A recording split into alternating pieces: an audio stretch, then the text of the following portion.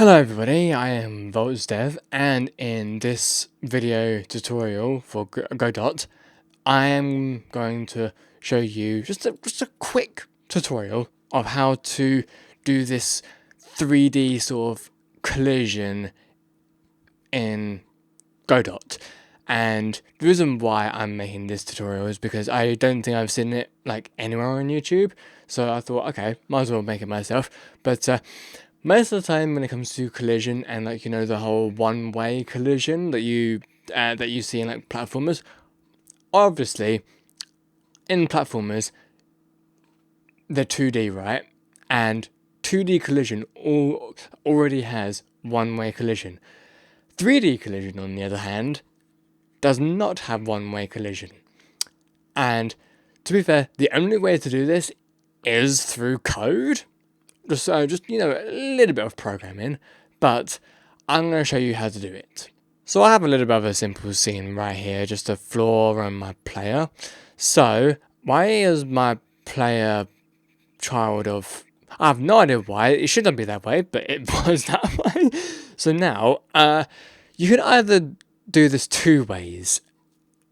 Because I'm working on a game currently, I actually figured out this way for my game, but you could either use a mesh instance and put a plane mesh on that instance. And what the plane mesh is that on one side you can see the texture, but on the other side, let's just rotate it a little bit. On the other side, it's completely transparent. So yeah, one side is fine, the other side is just like completely gone. So, but with a plane, you would think that a plane would just immediately have one-way collision, right? Because this is completely see-through, and this is not. And you would just go through this, but you can't go through this, right? Unfortunately, with Godot, that's not necessarily the case. When it comes to Unity, that is the case, but Godot, no. So, with Godot, you have to... I mean, even if you put a CSG a CSG plane, you still won't be able to do it, because the collision will be on both sides. So, for this instance, we have a mesh instance as a plane. So then, let's just add in a static body 3D, and then let's add in a collision shape 3D, and box. Yes, okay, there we go. So, now, I mean, you could do it this way, but personally, I would not do it this way. And what I would do is I would get rid of this bloody mesh instance and instead get a CSG mesh, because it's a mesh, you can actually make it a plane. So it's just basically, I've just basically done what I already did, but just, a little easier. So now I can just use collision, and there we go. And you know what? With this character body 3D player, you know what?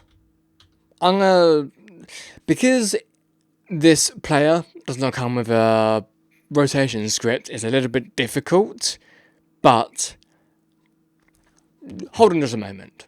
Oh wait, I just realized this actually does have mouse movement. And I just immediately thought that we didn't have mouse movement. Never mind. Okay, so we have mouse movement and we have movement in total. So we have this object here, and we've enabled collision on this CSG mesh as a plane, and there's nothing on the other side. So can we go forward? We cannot go forward. As much as we want to try to, it makes us go stuck for some reason, but we cannot go forward. We can't even go forward on this side either, because obviously we can't do that. So, how do we combat this? Well, first of all, let's just make this a scene. First of all, even though we are already in a scene, let's make another scene, or let's make it a prefab in this case. So we're gonna right click on this, and save branch as scene, and let's just call this fake wall, because why not? So now it has its own scene. So now let's open it up, and there it is. So in order to make this a one-way collision system, let's just add a script to this, and yeah, let's just call it a fake wall. And before we do anything with this sort of script, we are going to add a area 3D node underneath, and obviously add a collision box shape. There we go. And let's put it in front, not like right in front, but let's just put it in front like that. Yeah, like that. That's fine. Okay. So let's just put this area, and let's go to the area 3D, go to the node, and then body entered, double click on it, and then go to the script here, do player entered, connect it up, and now replace this with if body.name is equals to player. We want to make sure that the parent collision is on, but we don't want it to be on already. So we want to use collision off. Save that. So now get parent brackets dot use wait, actually, it's just called collision, right? Wait, actually, what is it called? Use collision. Yeah, use collision. Okay. Get parent dot use collision is equal to true. Because what this is doing is, because actually the script, never mind. You don't need to do that. Just do use, yeah, there we go, use collision is equal to true. Because I forgot that the script was not on area 3D. It was in fact on the node itself. So when the body is entered, use collision. All you need to do. So now let's go ahead and go back to our scene. Here we are. And now let's play it. And there it is. So now let's go through it. So we're able to go through it. We can see it. We can go through it. And now let's go forward. Now let's go backward. We can't go through it anymore. That is your one-way collision. You're very, very welcome. Now, obviously, if you have multiple of these, then what you would want to do is you would want to put in an export, and yeah, let's just do export variable fake walls.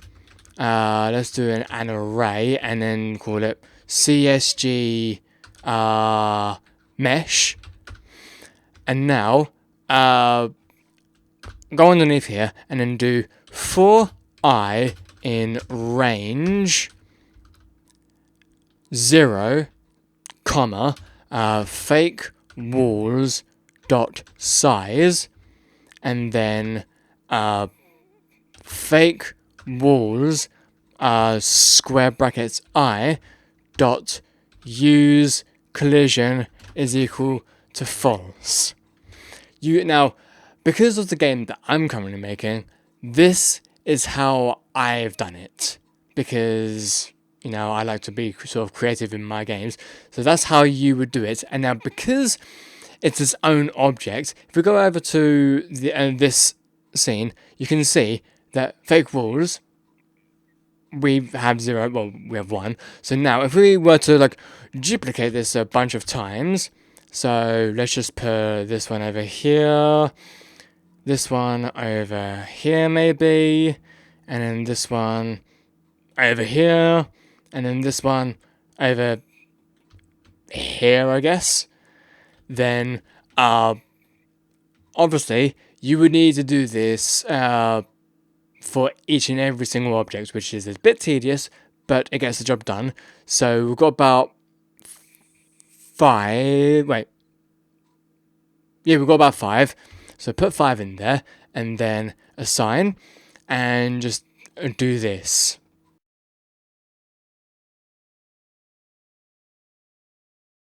Okay, so I have now made sure that every single one of these fake walls they're all sort of connected. So let's go ahead and go into the game, and now, let's go through this wall. So now that's got collision. So now let's just go through this wall. That now has collision. Let's go through this wall. That now has collision. So now let's just go back through the wall. Yep. So basically what I have done is when I go through one wall, it cancels out the other walls